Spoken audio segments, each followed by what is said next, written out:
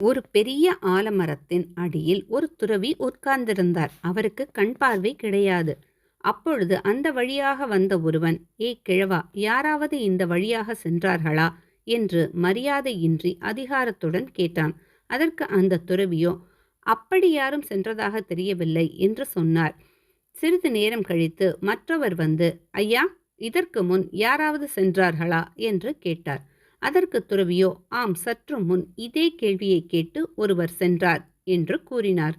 மீண்டும் சிறிது நேரம் கழித்து இன்னொருவர் வந்தார். அவரும் துறவியிடம், துறவியாரே, இதற்கு முன் இந்த வழியாக யாராவது செல்லும் சப்தம் கேட்டதா என்று பணிவுடன் கேட்டார். உடனே துறவி, மன்னரே வணக்கம். இந்த வழியாக முதலில் ஒரு வீரன் சென்றான். அடுத்து ஒரு அமைச்சர் சென்றார்.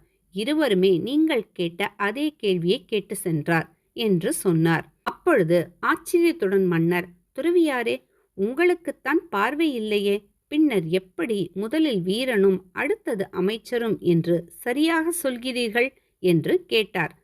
அதற்கு துறவி, இதை அறிவதற்கு பார்வை தேவையில்லை. அவரவர் பேசுவதை வைத்தே அவர் யார், அவரது தகுதி என்ன என்பதை தெரிந்து கொள்ளலாம். முதலில் வந்தவர் சற்றும் மரியாதையின்றி, அடுத்து வந்தவர் பேச்சில் அதிகாரமும் உங்களது பேச்சில் பணிவும் தென்பட்டது என்று பொறுமையாக விளக்கிக் கூறினார். நன்றி.